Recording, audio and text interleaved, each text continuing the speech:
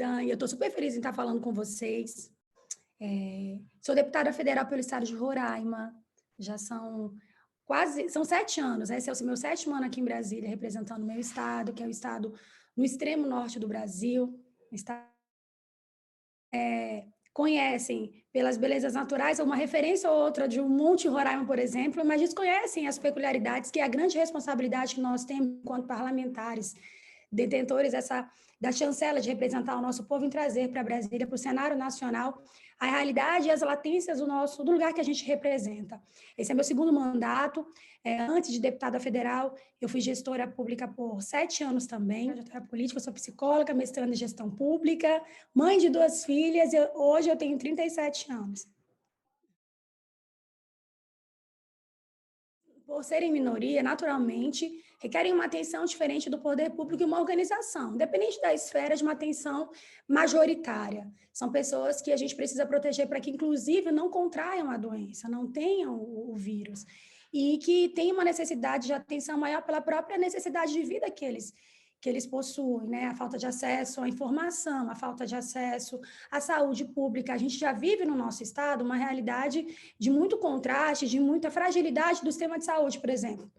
Então, a gente já enfrentava essa situação porque nós já vivemos um momento delicado com a crise migratória, e a gente, com a pandemia, acabou sobrecarregando ainda mais um sistema já deficitário. Então, levar a atenção e a proteção em políticas públicas específicas, pactuadas, obviamente, entre Estado, entre município, entre União, que foi quem determinou a quantidade de recursos que cada estado, cada ente federativo fosse ter acesso, para que a gente pudesse proteger essas pessoas, né? Acolher essas pessoas, primar pela saúde delas, pela integridade, desde uma gestante que mora numa comunidade indígena, por exemplo, a uma idosa, uma aposentada, uma pessoa que faz parte do nosso sistema previdenciário, que não teria acesso, né, a um tipo de acompanhamento ou de orientação de protocolo de segurança para essas pessoas durante esse momento inicial da pandemia. Então, esse PL que a gente apresentou, que foi o 4327 de 2020, ele teve essa intenção. E isso, muita coisa se perdeu, e muita falta de informação e de desinformação comprometeu a vida de muita gente. Muita gente chegou a um hospital, por exemplo, num estado muito crítico e avançado da doença, por não ter tido um atendimento prévio, um acolhimento prévio, uma orientação, uma informação, dentro de um posto de saúde, à disposição, por exemplo, de um medicamento. E a gente tinha que pensar nessas pessoas. Então, essa foi a natureza desse PL. Alguns estados fizeram de uma forma diferente, outros municípios também, outros trouxeram essa agenda tão importante, que é tão importante para uma agenda política, que comprometeu muita coisa e comprometeram muitas vidas também. Estão fugindo de uma crise social, de uma crise econômica que a Venezuela vive, uma crise política, e vieram muitos em condição de inanição, pessoas que vieram sem perspectiva de nada, fugindo da fome. E o Ministério da Justiça, alguns anos atrás, determinou uma portaria que considerava o caráter de domicílio provisório, que é justamente para compreender essas pessoas dentro de um regime legal dentro do país, para que elas pudessem, dentro do Brasil, buscar alternativas. Não tinha como todo mundo ficar só em Roraima, esperando que a situação melhorasse para voltar. E aí algumas frentes foram criadas, desde a implantação de abrigos para acolher os imigrantes, como a interiorização, que foi a distribuição de muitos imigrantes para o restante do Brasil, para que a gente pudesse desafogar, né, tirar essa sobrecarga que nós já estávamos vivendo ali. Não tinha como o Estado comportar uma crise com milhares de pessoas entrando dentro de Roraima.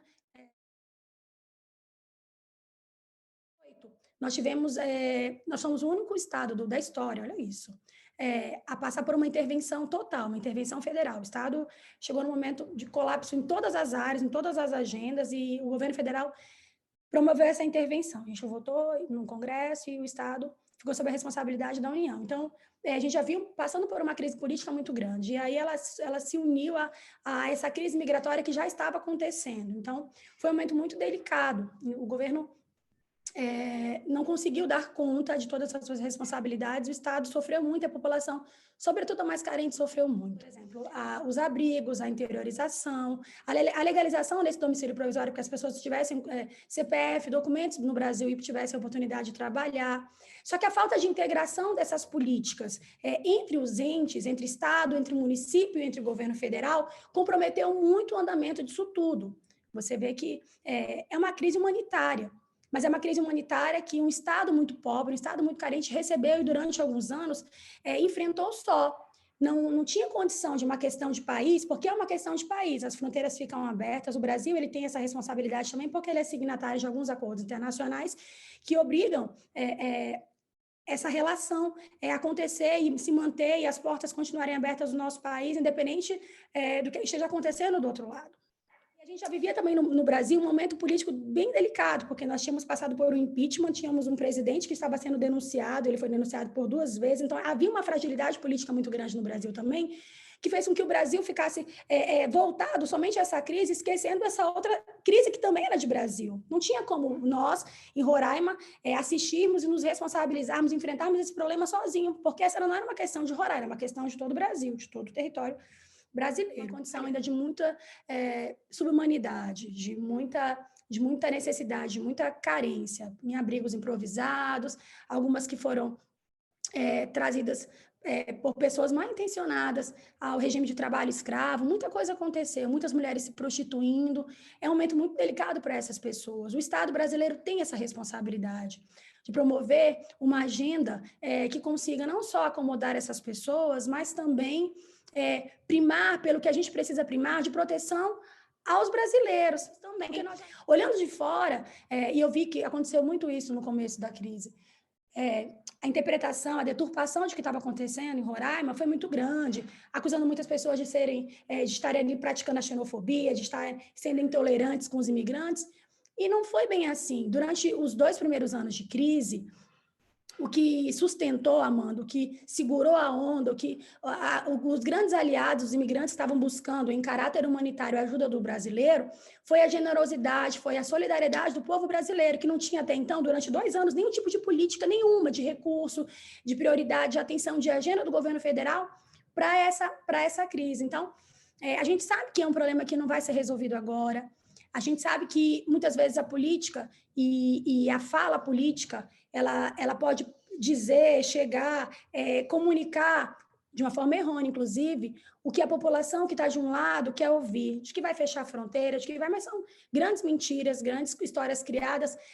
muitas vezes para até fomentar essa intolerância. Foi uma preocupação minha, inclusive na última eleição, eu busquei aqui o Supremo, busquei a Polícia Federal, busquei a ONU, que fazem parte desse trabalho, dentro de uma operação, que hoje é uma operação que chama Acolhida, na proteção dessas pessoas, no cuidado com essas pessoas, para que a gente não conseguisse fomentar já a insatisfação de uma parcela da população brasileira que estava ali tendo que dividir o pouco que tem, o pouco que tinha e que tem com os imigrantes, mas também salvaguardar, proteger essas pessoas que precisam da nossa atenção e da solidariedade do povo brasileiro nesse momento.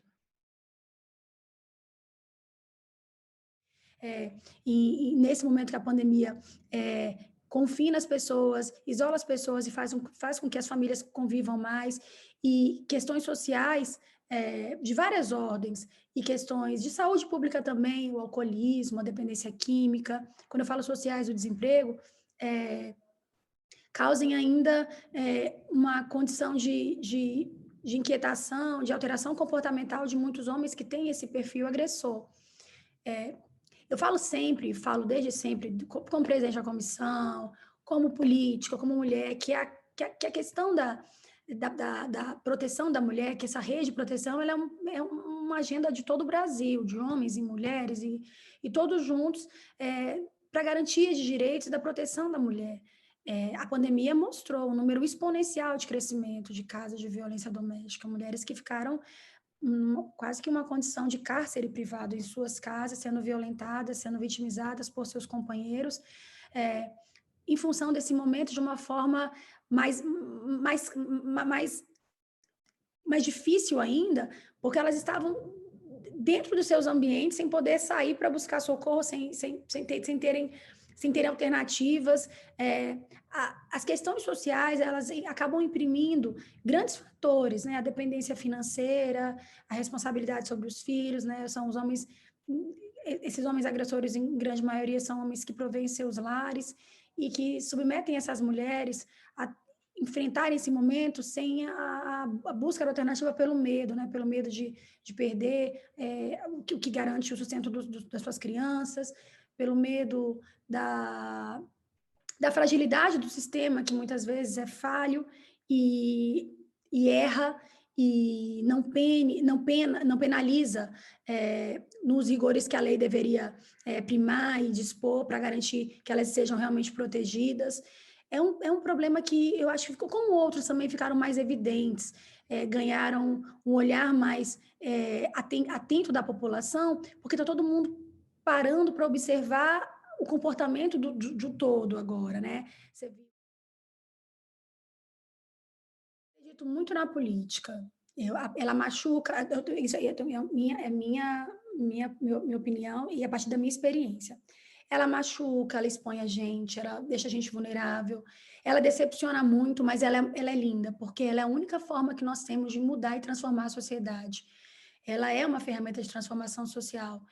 E olhar para a política apenas com esses ônus todos, que sacrificam todas nós mulheres que fazemos essa escolha, faz com que a gente feche portas para que boas pessoas, novas lideranças, pessoas que pensam a política na grandeza que ela deve ser pensada, não cheguem até aqui, não encontrem caminhos. Então, é um preço alto, é difícil, a gente tem que se deparar com assédio, com violência, com o machismo presente no dia a dia, numa agenda de trabalho, de você se inquietar, de você se incomodar com a forma com que estão te olhando ali, que não é uma forma respeitosa.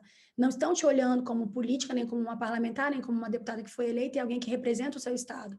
Estão te olhando com a maldade de um homem que olha e assedia, olha e desrespeita, e dessa forma também pratica uma importunação e um tipo de violência.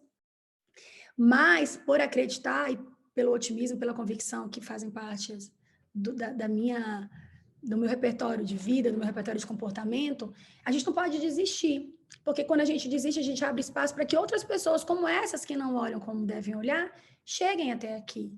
Então, a política, ela me deu a oportunidade de fazer grandes coisas por milhares de pessoas no meu estado, no lugar que eu nasci. E eu comecei com a gestão. E foi um trabalho tão bem feito que criou essa identidade das pessoas comigo e a capacidade de elas confiarem em mim e me permitirem estar aqui como eu estou já nesses 2 mandatos. Eu acho que nós temos responsabilidade, sobretudo nós, vocês que estudam, vocês que se interessam por esse tema, de olharmos para esse espaço com a responsabilidade que tem que ter. Eu trabalho hoje, eu luto hoje, legislo hoje e faço política hoje para tentar, de alguma forma, sanear, começar a melhorar um pouco o que eu faço e outras colegas dentro do parlamento também fazem, esse sistema, esse ambiente para que meninas como vocês, daqui a pouco, cheguem numa outra etapa, num outro nível de ocupação, de espaço, de autonomia, de equidade, e vocês vão vir com esse mesmo olhar, muito provavelmente, para que as próximas gerações venham, entendeu? A gente imprimindo o que a gente sabe que é certo, que sabe que é correto, e tanta coisa que precisa avançar.